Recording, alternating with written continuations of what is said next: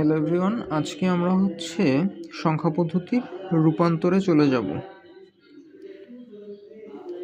গত ক্লাসে আমরা সংখ্যা পদ্ধতির রূপান্তরের তিনটা টাইপ দেখেছিলাম। কিভাবে দেখে আপনি বুঝতে পারবেন এটা কি টাইপ 1, টাইপ 2 নাকি টাইপ 3।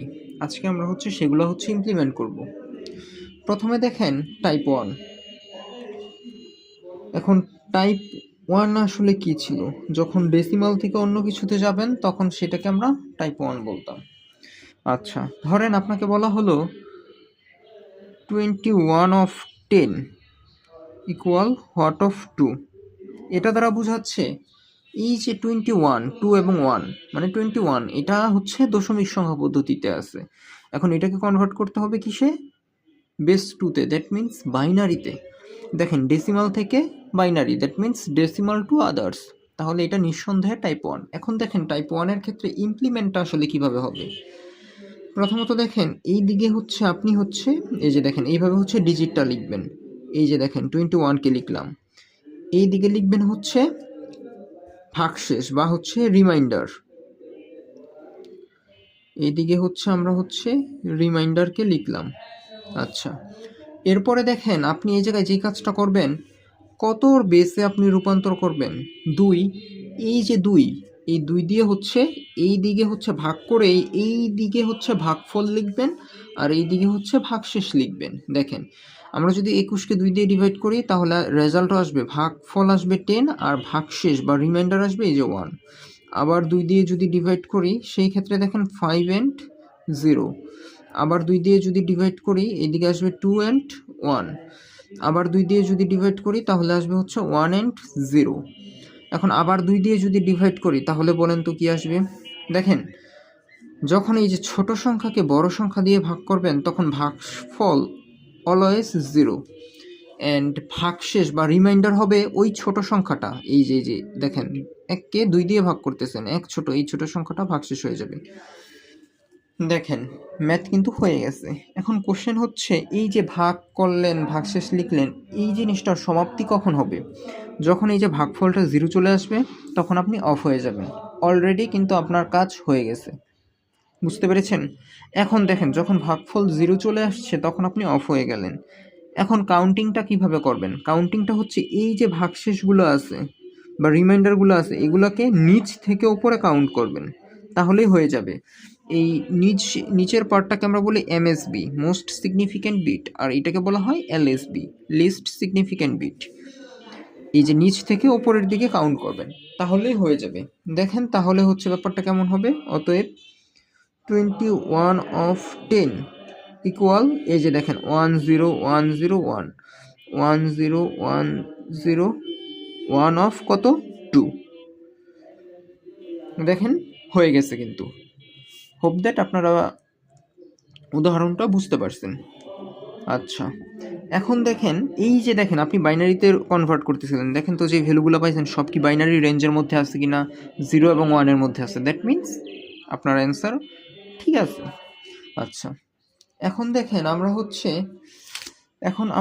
আরেকটা উদাহরণ যদি দেখি, ধরেন বলা আছে 43 of 10 equal what of 8।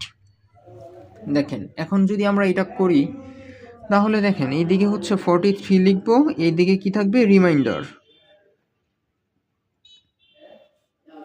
Divide করবেন কত দিয়ে? দেখেন আগে 2 দিয়ে ডিভাইড করছিলেন কেন? কারণ আপনি বাইনারিতে কনভার্ট করতেছেন, যেই কারণে বেস 2 দিয়ে ডিভাইড করছেন। এখন আপনি অক্টালে কনভার্ট করবেন, তার মানে এখন 8 দিয়ে ডিভাইড করবেন। তাহলে দেখেন এইদিকে আসবে 5 ইন্টু 8 করলে 40, এই রিমাইন্ডার কত থাকে? 3। এখন দেখেন এই যে এই জায়গায় যদি আবার 8 দিয়ে ডিভাইড করি, ছোট সংখ্যাকে বড় সংখ্যা দিয়ে ভাগ, তাহলে রেজাল্ট হবে কত? 0, আর ভাগশেষ বা রিমাইন্ডার হবে ওই ছোট সংখ্যাটা। এই যে দেখেন 5, দেখেন রেজাল্ট কিন্তু 0 চলে আসছে, দ্যাট মিন্স আপনার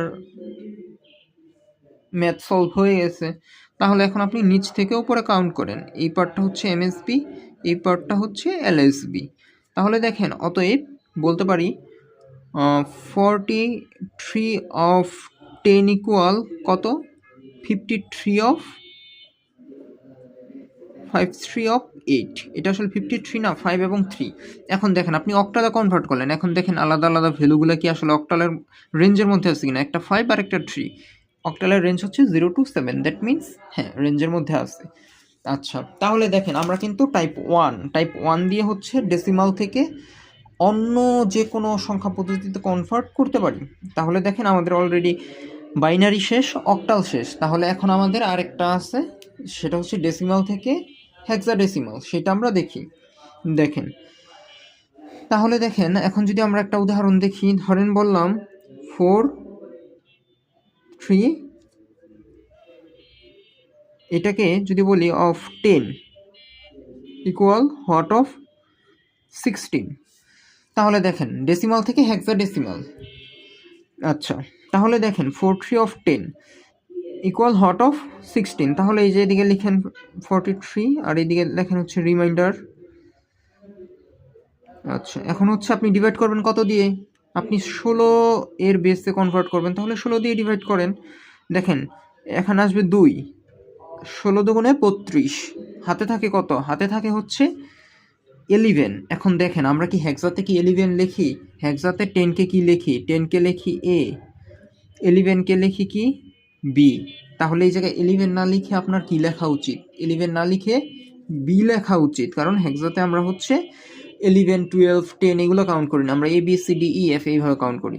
আচ্ছা, এখন আবার যদি 16 দিয়ে ডিভাইড করেন কি আসবে, এই জায়গায় চলে আসবে 0, কারণ ছোট সংখ্যাকে বড় সংখ্যা দিয়ে ভাগ করতেছেন, তাহলে রেজাল্ট 0 আর ভাগশেষ বা রিমাইন্ডার হবে এই যে ছোট সংখ্যাটা। এই যে দেখেন রেজাল্ট যেহেতু 0 চলে আসছে, দ্যাট মিনস আপনার ম্যাথ অলরেডি ডান। তাহলে দেখেন আমরা এখন নিচ থেকে উপরে কাউন্ট করব, তাহলে এইদিকে হচ্ছে এমএসবি আর এইদিকে হচ্ছে কি এলএসবি, দেখেন হয়ে গেছে।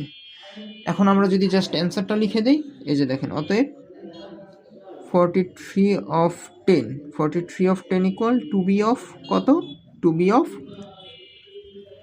এই যে 16 বেসে কনভার্ট করতেছি, that means to B of 16। Hope that আপনারা বুঝতে পারছেন। তাহলে দেখেন আমি যদি ওভারঅল বলি আজকের যেই টপিক্সটা ছিল, আজকে আমাদের যেই টপিক্স ছিল সেটা হচ্ছে সংখ্যা পদ্ধতির রূপান্তরের হচ্ছে টাইপ ওয়ানের প্রবলেমগুলো সলভ। এখন দেখেন আমরা হচ্ছে টাইপ ওয়ানের মধ্যে ডেসিমাল থেকে আদার্স, তাহলে এই যে দেখেন ডেসিমাল থেকে বাইনারি সলভ করলাম, ডেসিমাল থেকে হচ্ছে অক্টাল সলভ করলাম, ডেসিমাল থেকে হেক্সাডেসিমাল সলভ করলাম। দেখেন জাস্ট হচ্ছে একটা নিয়ম আমরা দেখছি, ছোটোখাটো একটা নিয়ম, জাস্ট হচ্ছে ডিভাইড করছেন, একদিকে আপনি ভাগফল লিখছেন আর একদিকে ভাগশেষ লিখছেন। তো এইভাবে করে দেখেন অলরেডি তিনটা সংখ্যা মানে তিনটা রূপান্তর অলরেডি ডান। তাহলে দেখেন আমরা পরবর্তী লেকচারে টাইপ 2 এর জন্য রুলস দেখব, ওইটা দিয়েও হচ্ছে এরকম 3টা সলভ হয়ে যাবে। এর পরবর্তী লাস্ট লেকচারে আমরা হচ্ছে টাইপ 3 দেখব, যেখানে কিনা জাস্ট একটা রুলসের মধ্যে দিয়ে আপনি হচ্ছে বাকি সব সলভ করতে পারবেন। দেখেন এই ধরনের ছোট ছোট জাস্ট হচ্ছে কিছু ছোট ছোট রুলসের মাধ্যমে কিন্তু আপনি খুব সহজেই হচ্ছে রূপান্তরগুলো করতে পারতেছেন। হোপ দ্যাট আপনারা ক্লাসটা বুঝতে পারছেন। খুব শীঘ্রই হচ্ছে পরবর্তী ক্লাসটা আপলোড করা হবে।